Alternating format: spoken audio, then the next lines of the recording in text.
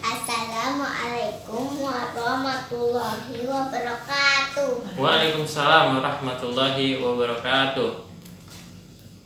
Hari ini kami pengen ngelanjutin satu hadis lagi, teman-teman. Dengerin baik-baik ya. Oke, Bapak yang baca ya. Ini Pak, Oke. yang ini. Oh, kakak punya buku hadis juga. Iya, dibeliin. Oh gitu, nanti kakak yang baca dong. Babak lah dulu ini. Oke. Hadis riwayat Ahmad yang berbunyi Miftahul Jannah as-sholat, yang artinya kunci surga adalah sholat. Oke, sekarang kita Bapak lanjutin Sebelahnya. hadis kitab Syarah Riyadhus Shalihin. Kakak dulu lah, baru babak. Oke, kakak dulu yang baca. Larangan berbuat curang. Oke.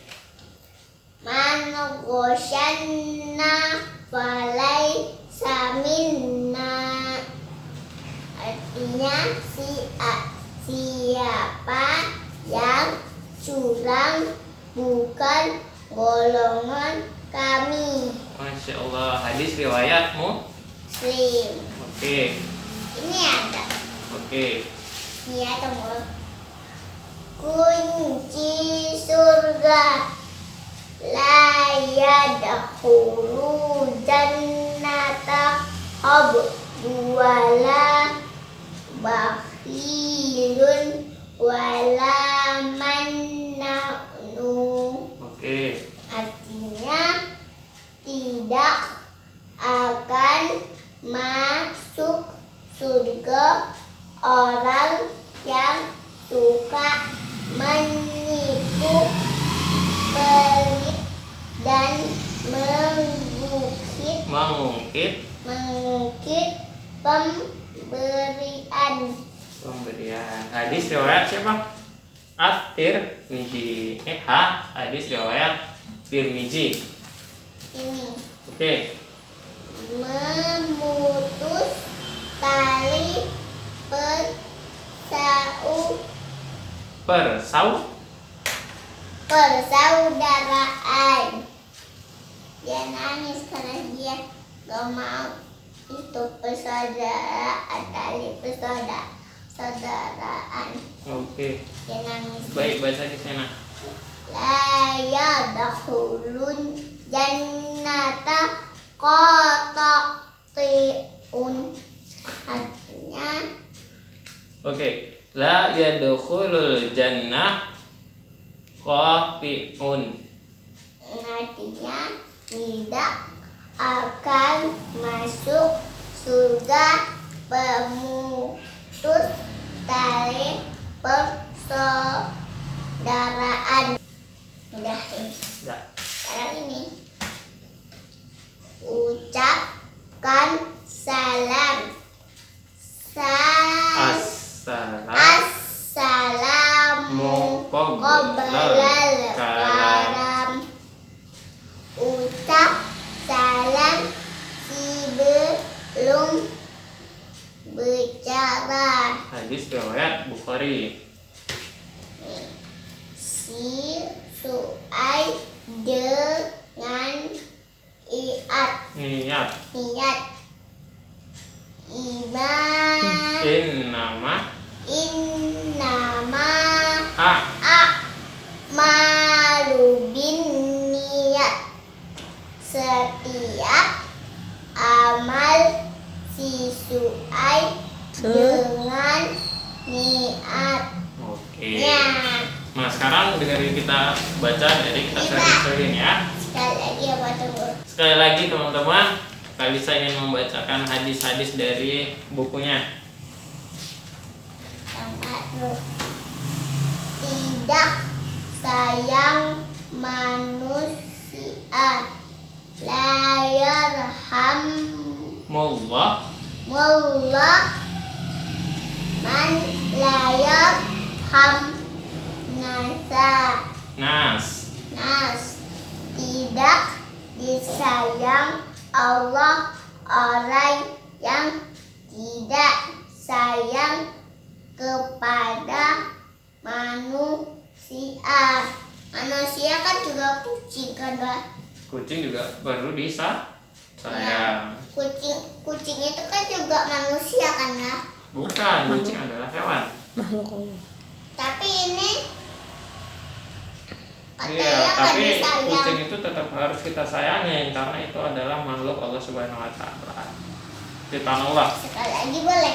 Boleh, pemirsa, teman-teman, si Ilmi mau nambah satu hadis lagi, jadi harap bersabar untuk pembacaan hadis kitab Syarah Riyadhus Shalihin. Menyogok dan disogok. Ini ngerinya. Astagfirullahaladzim. Nih. Apa artinya?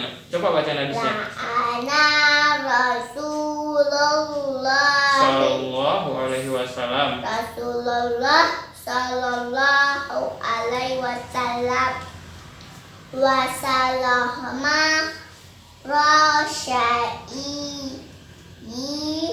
wal mutasyiyah laknat Rasulullah Sallallahu alaihi wasallam. sawai Bukan sawah itu. Sallallahu alaihi wasallam. sallallahu alaihi wasallam kepada orang yang menyogok dan yang disogok. Hadis Hadisnya. riwayat Abu Dawud. Udah. Oke, Sekarang sekarang Baba. Assalamualaikum warahmatullahi wabarakatuh. Innal hamdalillah nahmaduhu wa nasta'inuhu wa nastaghfiruh wa na'udzu billahi min syururi anfusina wa min sayyiati a'malina may yahdihillahu fala mudilla lahu wa may yudlilhu fala hadiyalah. Asyhadu an la ilaha illallah wahdahu la syarika lahu wa asyhadu anna Muhammadan 'abduhu wa rasuluh. Ya ayyuhalladzina amanu taqullaha wal tanzur nafsum ma qaddamat lighadi wattaqullaha innallaha khabirum bima ta'malun. Lanjutkan pembacaan hadis dari kitab Syarah Riyadhus Shalihin yang kali ini pada bab ikhlas dan menghadirkan niat dalam setiap perbuatan dan tindakan. Hadis yang akan kita dengarkan yaitu hadis nomor 6 yang artinya dari Abu Ishaq Sa'ad bin Abi Waqqas, Malik bin Uhayb bin Abdul Manaf bin Juhran bin Khilab bin Murrah bin Ka'ab bin Lu'ay Al-Quraisy Al-Juhri radhiyallahu anhuma. Salah seorang di antara 10 sahabat yang dijamin masuk surga. Ia bercerita, Rasulullah Shallallahu alaihi wasallam datang menjengukku ketika aku sakit keras pada tahun Haji Wada. Kemudian aku bertanya, "Wahai Rasulullah, sakitku ini sangat keras atau kronis sebagaimana engkau menyaksikannya sendiri. Sementara aku mempunyai harta yang cukup banyak dan tidak ada seorang pun yang menjadi ahli warisku selain anak perempuanku. Bolehkah aku menyedekahkan 2/3 dari hartaku?" Dia menjawab, "Tidak boleh." Aku kembali bertanya, "Bagaimana jika setengahnya, wahai Rasulullah?" Beliau menjawab, "Tidak boleh." Lalu kutanyakan lagi, "Bagaimana jika sepertiganya, wahai Rasulullah?" Beliau pun menjawab, "Ya, sepertiga boleh." Dan sepertiga itu sudah banyak atau sudah besar. Sesungguhnya apabila kamu meninggalkan ahli warismu dalam keadaan kaya, maka itu lebih baik daripada kamu meninggalkan mereka dalam keadaan miskin sehingga mereka terpaksa meminta-minta kepada manusia. Sungguh tidaklah kamu menafkahkan hartamu dengan pengharapan keridhaan Allah, melainkan kamu akan diberi pahala karenanya. Bahkan pada apa yang kamu suapkan ke mulut istrimu. Saat pun melanjutkannya, kemudian aku bertanya, "Wahai Rasulullah, apakah aku akan ditinggalkan di kota Mekah ini setelah kepergian sahabat-sahabatku darinya?" Beliau menjawab, "Sesungguhnya tidaklah kamu ditinggalkan lalu kamu mengerjakan suatu amalan yang kamu niatkan karena mencari ridha Allah, melainkan dengannya derajat dan ketinggianmu akan bertambah. Barangkali umurmu akan diperpanjang sehingga orang-orang dapat mengambil manfaat darimu. Di samping ada juga orang-orang lain yang akan merasa dirugikan olehmu. Ya Allah, biarkanlah hijrah sahabat-sahabatku terus berlangsung. Dan janganlah engkau mengembalikan mereka ke tempat semula, tetapi yang kasihan adalah Sa'ad bin Khawlah. Rasulullah SAW menyayangkan meninggalnya dia, Sa'ad bin Khawlah, di Mekah. Muttafaq alaih. Pengesahan hadis ini diriwayatkan oleh Al-Bukhari pada bab 3 165 Fathul Bahri dan Muslim nomor 1628. Nah, kandungan hadis yang pertama, disyariatkan menjenguk orang sakit bagi pemimpin dan bawahan, terutama pada saat seorang sedang sakit keras. Yang kedua, diperbolehkan memberitahukan penyakit yang diderita dengan tujuan yang benar, misalnya untuk meminta obat atau doa dari orang yang salih tanpa disertai keluhan dan sikap tidak ridho. Dan hal ini tidak bertentangan dengan kesabaran yang baik. Yang ketiga, boleh meletakkan tangan di dahi orang yang sedang sakit, termasuk mengusap wajahnya, serta mengusap bagian tubuh yang sakit, serta yang mendoakan agar dia diberi umur panjang. Nah, itu adab menjenguk orang sakit. Yang keempat, pahala berinfak tergantung pada kebenaran niat dan pengharapan terhadap keridhaan Allah Subhanahu wa taala. Yang kelima, dibolehkan mengumpulkan harta, akan tetapi dengan syarat harta tersebut diperoleh secara halal. Harta tersebut tidak digolongkan sebagai harta simpanan jika hak atau zakatnya telah ditunaikan. Yang keenam, wasiat yang berupa harta tidak boleh lebih dari sepertiga. Yang ketujuh, memberi nafkah kepada keluarga mengandung pahala tersendiri jika pemberiannya dimaksudkan untuk mencari keridhaan Allah Subhanahu wa taala.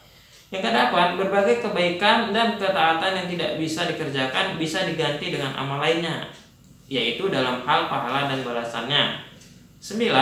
Anjuran menyambung silaturahim atau tali persaudaraan dan perbuatan baik kepada kerabat. Ini tali persaudaraan. Betul. Kok sama sih? Sama, karena yang mengucapkannya adalah Rasulullah SAW. Anjuran menyambung silaturahim atau tali persaudaraan dan berbuat baik kepada kerabat. Perlu diketahui pula bahwa menyambung tali persaudaraan dengan orang yang lebih dekat kerabatannya lebih baik daripada dengan orang yang jauh kekerabatannya. 10. Larangan memindahkan mayit dari satu negeri ke negeri lainnya, sebab jika hal itu disyariatkan, niscaya Rasulullah SAW memerintahkan untuk memindahkan jenazah Sa'ad bin Khawlah dan bukan berbela-sungkawa terhadap kematiannya.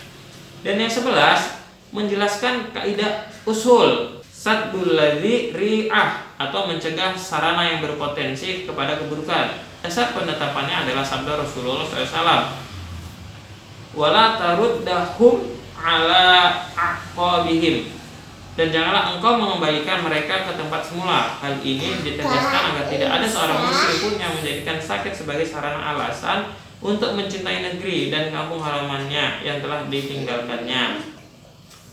Yang ke-12, pembatasan kemutlakan yang terdapat di dalam Al-Quran dengan keterangan dari As-Sunnah. Sebab Allah Subhanahu wa taala yang Maha Suci berfirman dalam surat An-Nisa ayat ke-12, A'udzubillahi minasyaitonir rajim. Mim ba'di wasiyati yusina biha audain. Yang artinya, setelah dipenuhi wasiat yang mereka buat atau setelah dibayar hutangnya. Jadi, As-Sunnah membatasi jumlah wasiat itu sepertiga. Yang ke-13, kewajiban memperhatikan kemaslahatan ahli waris dan memelihara keadilan di antara mereka. Yang ke-14, kithab, firman Allah Subhanahu wa taala atau kithab, sabda Rasulullah SAW yang ditunjukkan kepada seorang mencakup orang lain yang mempunyai sifat serupa dengannya. Tetapi ini dikhususkan bagi kalangan orang-orang yang mendapat taklif atau beban syariat. Para ulama sepakat dalam hal ini dan berhujjah dengan hadis saat di atas. 14. Kithab, firman Allah Subhanahu wa taala atau kithab, sabda Rasulullah SAW yang ditunjukkan kepada seorang mencakup orang lain yang mempunyai sifat serupa dengannya. Tetapi ini dikhususkan bagi kalangan orang-orang yang mendapat taklif atau beban syariat. Para ulama sepakat dalam hal ini dan berhujjah dengan hadis saat di atas. Nah, demikian hadis nomor 6 dari kitab Syarah Riyadhus Shalihin. Semoga menjadi ilmu yang bermanfaat bagi kita semua. Subhanakallahumma rabbana wa bihamdika asyhadu an la ilaha illa anta astaghfiruka wa atubu ilaik. Assalamualaikum warahmatullahi wabarakatuh. Oke, teman-teman yang suka dengan video ini jangan lupa like dan subscribe. Nah, untuk share pastikan teman-teman sudah melihat keseluruhan video sehingga yakin bahwasannya video ini bermanfaat dan percaya diri untuk membagikannya. Assalamualaikum warahmatullahi wabarakatuh.